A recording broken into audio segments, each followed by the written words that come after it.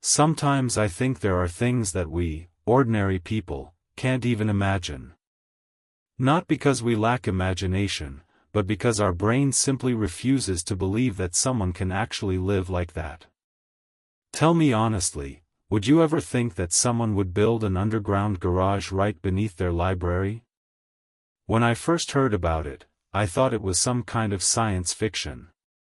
But no, I worked in the house of a rich man, and he really had that. Beneath the library, where he kept shelves with rare books, old editions, collectibles, downstairs, with the help of an elevator, there was a descent into an underground hall. And not just a hall, but a real garage for 80 cars. Can you imagine? 80. That's not just a collection, it's a museum on wheels. And all this just to, and I quote, conveniently host guests. Because if a group of friends comes over, everyone needs a place to park. Honestly, I stood there with my jaw dropped. It didn't even look like a garage. It looked like some exhibition in the Louvre, except instead of paintings, there were Ferraris, Bugattis, Aston Martins. Spotlights, ventilation, a system that automatically filters the air from fuel smells. And all of it under a library. When I tried to imagine how much money that cost, my head just started spinning. But that's only the beginning. Because the true level of wealth becomes clear when it comes to the little things. For example, in Beverly Hills, there lived a man. Very rich. His view was blocked. Just behind his house stood another home, and it ruined part of the panorama. A normal person would say, okay, so I don't see the whole horizon, so what? But he went and bought that house for tens of millions of dollars, demolished it, and built a private park in its place. Just think about it, he didn't move to a new house with a better view. He didn't install huge panoramic windows higher up. He simply paid a fortune to destroy what bothered him. And now instead of that house there's a green lawn and trees. That's not even luxury anymore. That's a whole other level of, I can do anything. Honestly, sometimes I think, if I had that kind of power, I'd also tear down a few things. For example, those ugly new apartment blocks along the riverside that hide the view of the old architecture. I'd turn that into a park. But my park wouldn't be private, it would be open to everyone. So people could walk, drink coffee, and admire the beauty of historic buildings that are now hidden behind concrete boxes. But let's get back to millionaires. Because there, every step is a new level of surrealism. Rich people have a position we don't even think about. It's not a butler. It's not even an estate manager. It's something like a household CEO. A person who manages every aspect of their life. Pilots of private jets, yacht crews, gardeners, chefs, security. It's like a CEO, except instead of a company, it's one family. I talked to such a man once. He explained, he has schedules, spreadsheets, apps, planners. He literally manages the logistics of the owners' lives. When the plane should fly to Europe, when the yacht should be ready in Monaco, when gardeners must change the landscaping. He even coordinates which gifts to buy, which party to throw, and even which clothes must be waiting for the owners in each house. It's like a computer game, except the characters are real people. And this smoothly brings us to another subject, clothing. Imagine, rich people don't just have closets or wardrobes. They have cloud storage for clothes. Really. Companies that take your things, catalog them, store them in special facilities. And when you fly on vacation, they deliver the entire needed set to your hotel. Literally, you say, I'm in Tokyo, I have dinner tomorrow, and they deliver your suit there, already ironed and ready. Even more, they pick outfits depending on the weather, climate, or occasion. For example, a wedding on a yacht, here's the set. A business meeting in Dubai, here's another. And it works as if you're logging into Netflix, but instead of choosing movies, you're choosing what to wear. When I first heard this, I thought, this is completely insane. But then I realized, there's a logic to it. Because when your time is worth hundreds of thousands of dollars per hour, you won't waste it ironing shirts. And now, brace yourself. Because this is really beyond the limit. I know a person who ordered sushi from Japan straight to California. Can you imagine? Across the ocean. Just because he wanted the real taste. I don't know how much that cost, but I'm sure the sum had at least 3 zeros. And that, my friend, was just lunch. I also have a friend who worked in a company that organizes fireworks. At first glance, what's so unusual about that?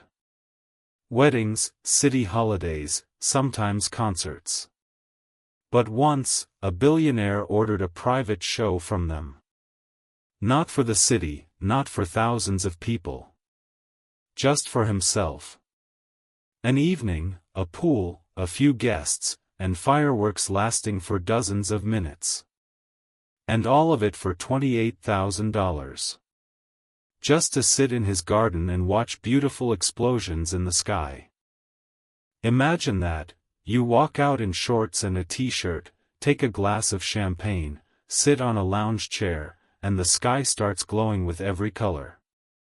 And around you, no one filming on their phones, no crowds. Just you and your friends. And it all costs as much as some of us earn in several years. And for rich people, this is normal practice. They buy themselves complete isolation from the small annoyances of life. They even have personal curators for their art collections. Imagine, your job is to make sure that in the fourth mansion of the owners the right paintings hang on the walls, and the sculptures stand exactly where they should. And you get paid a salary most top managers can only dream of. But what struck me most was the story of a nanny psychologist. About 10 years ago, I met a woman with a PhD in child psychology.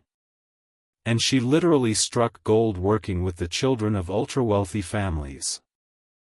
Imagine, a child throws a tantrum, mom or dad are away on a business trip, and they call her on FaceTime. She just talks to the kid for 15 minutes and charges $500. $500. For 15 minutes. In a single day she could get 10 such calls from one family. That's already $5,000. And sometimes one-on-one work with a child was paid at $1,000 an hour. She was booked months in advance. And the most interesting thing was that most of the time she didn't do anything extraordinary, just played board games with kids, built Lego, or drew. But that was the value, she could connect even with the most difficult cases, like children with autism. She had another scheme. She gathered groups of 10 to 15 kids and worked with them. Each parent paid $500 per hour. As a result, in 2 or 3 hours she could make several thousand. Her annual income ranged from $4 to $6 million. Just for playing with kids. Can you imagine? You know, it even makes you think, what is real value? After all, these parents don't spare money because they want the best for their children. And if there's someone who can bring peace and development, they're ready to pay any price. But sometimes the rich spend money on things that just knock you off balance. For example, Lady Gaga once bought herself a ghost detector for $50,000. $50,000, Carl. And it wasn't some designer accessory, it was actual equipment for paranormal detection. Or here's another one. Celine Dion installed a special air humidifier in her home for over $2 million. And all this just to keep her vocal cords in perfect condition. Because her career depends on it. To us, it sounds crazy, $2 million for a humidifier. But for her, it's an investment in her profession. Even more interesting is the concept of old money. If you think wealth is only about new millionaires who made money in IT or crypto, you're mistaken. There are whole families who have been rich for generations. And they have a completely different approach. They don't flaunt their status, don't buy ghost detectors or sushi across the ocean. They donate millions to charity without even publicizing it. I remember one story. At a private school where I worked, they needed to raise $10 million for expansion. And one family said, "We will match every donation up to $5 million." As a result, when that milestone was reached, they gave another $10 million. Imagine, just from them, the school received more than $15 million. And all of it, anonymously. Their names were never mentioned, because they didn't want publicity while their kids studied at that school. That, in my opinion, is true greatness. Because when people throw money left and right for entertainment, that's one thing. But when they invest in the future, in education, in culture, and don't demand fame for it, that's a whole other level. Although, I can't judge either group. Because all of them live in a reality where money stops being money. It's no longer just a means of living, but a way to reflect their desires. Someone wants a park instead of a neighbor's house, someone wants sushi from Tokyo, and someone wants to support a school. And all of them can afford it. Sometimes I catch myself thinking, what would I do if I had such possibilities? Would I buy something absurd or do something good for society? And interestingly enough, my answer is always a mix, a little for the soul, a little for the people. Because living only for yourself probably gets boring fast. When you spend a long time among wealthy people, you start to realize, they live in their own micro-world. It's not just a house with a pool and a garden. It's an entire micro-city. In one estate, I saw everything: a private dental clinic, a children's clinic, a gym, a basketball court, several swimming pools, indoor and outdoor, because, the weather can spoil things. And of course, shops that looked exactly like in a shopping mall. As if you'd stepped out into the city, but in reality, it was all inside the estate grounds. The owner said, "I want my children to grow up in an environment where they have everything, so they don't need to leave home for basic things." And it was true: kindergarten, school, extracurriculars, all nearby. The only issue, he said, was that his child wanted to join a basketball club, but the only one was in the next city. Well, no problem. He just sent them with a driver. Everything else was under control. I thought then, this is basically a small country. Imagine, you live in your own world where you don't need to interact with the outside environment. The doctor is yours. The dentist is yours. The clinic is yours. Even a grocery store stands on the property like a toy. And you never have to stand in line, nobody pushes you in public transport, nobody honks at you in traffic. It's another reality. But such isolation also has strange side effects. For example, I heard a man joke, the only downside is that sometimes in summer it stinks of manure from the private zoo with exotic animals. Can you imagine? On the grounds of his estate, he had a small zoo.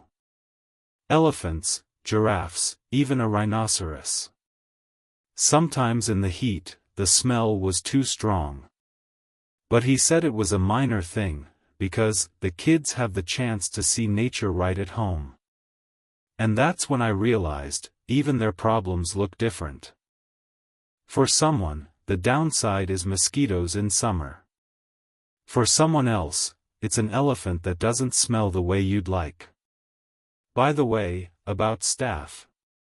Wealthy people have a position called art collection curator.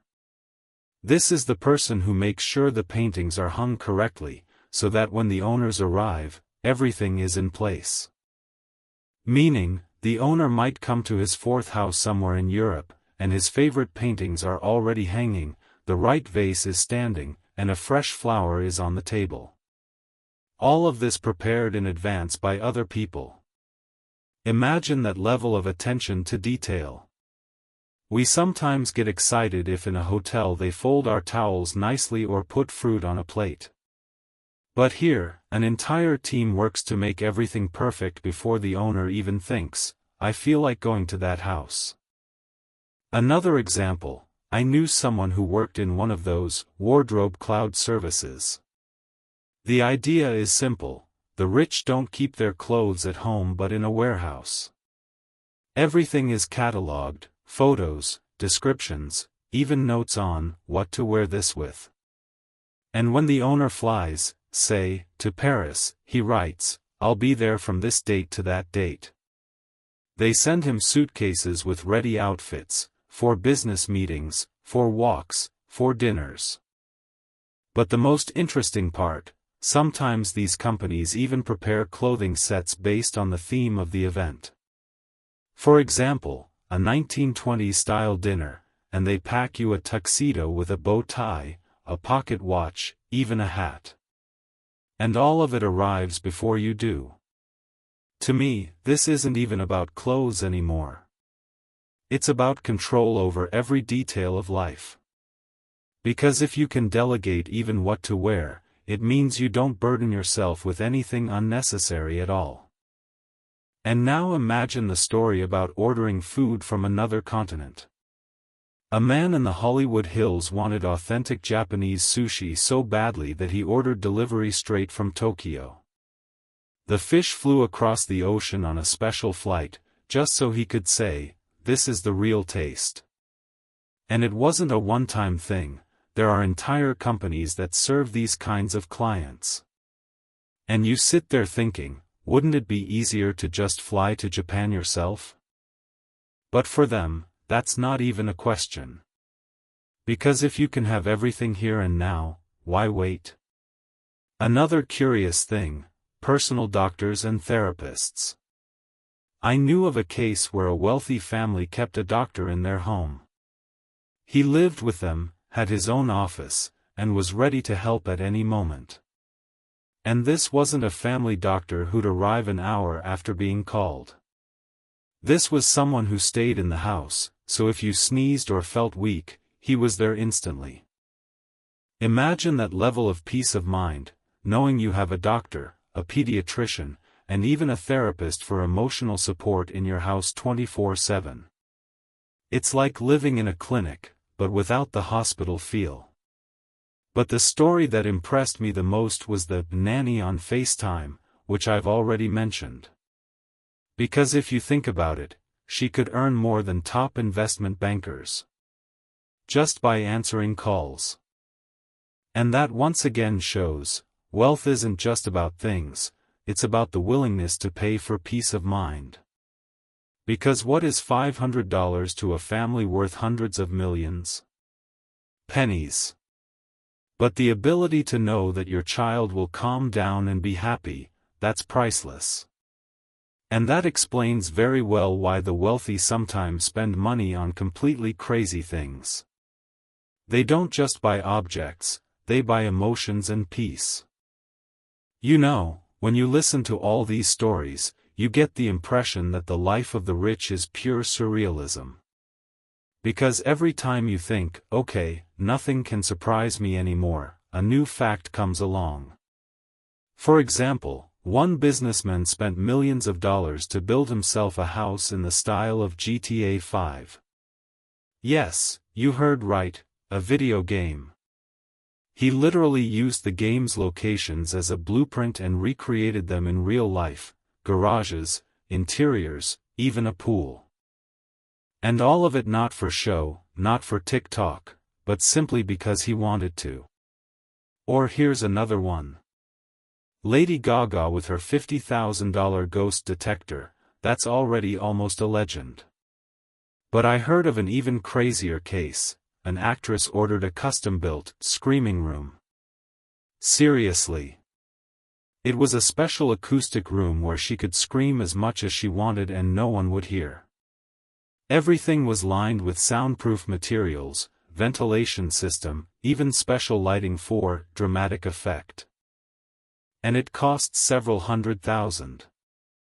Why? Simply, to relieve stress. Funny to you? For them, it's just everyday life. Because if you can buy any kind of experience, why not buy a room for screaming? Another example, personal parks. I already told you about the man who demolished a house because it ruined his view. But there are those who buy entire blocks. A billionaire in London bought up several neighboring houses just so that no one would live next to him. He didn't even rebuild them. He just left them empty to have peace and quiet. Or the story of the rich who create their own microstates. In the U.S., there's a place where on the grounds of an estate they built a private fire station. Yes, a real one.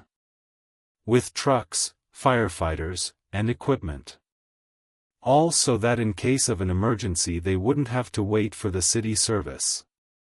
It may sound over the top, but for the owners, it's an investment in safety. And that's when I realized, they probably have entirely different categories of thinking. We think in terms of expensive/cheap, can/can't afford. They think in terms of, will this save me time/give me peace/preserve my nerves. And in that sense, the most telling example is the story of old money. Because new rich often spend money demonstratively, buying golden yachts, GTA-style houses, flying sushi across the ocean. But old money is another world. I remember one family. On the outside, they looked completely normal. The kids went to a regular, well, as regular as a private school can be, school. The parents came to all the events, sat with everyone else, chatted with others. No one would have guessed that their wealth was counted in hundreds of millions. Only later it became known that they were the ones who donated more than $15 million to the school, and they did it anonymously. That's the real difference. Because new money shouts, "Look, I can afford this." And old money whispers, "We always could." And so I think, what's the real difference between them and us? Just money? Yes, of course. But also in how they perceive reality. We live in a system of limits, counting every expense, choosing between need and want. They live in a world without limits. Where there are only desires and the decisions of how to realize them. Sometimes it looks ridiculous. Honestly, a screaming room or a ghost detector? And sometimes it looks noble. Because donating millions anonymously, that's also a level. And every time I think about this, the same phrase comes to mind: the rich don't buy things, they buy freedom. Freedom from lines, from bad neighbors, from bad food, from fears, even from reality itself. And maybe that's the true value of their money. And us? We can only marvel. Listen to these stories and say, well, we'll never understand that. And maybe that's for the best. Because sometimes the best coffee isn't the one flown in on a private jet from Italy, but the one you drank with a friend on a bench near your home.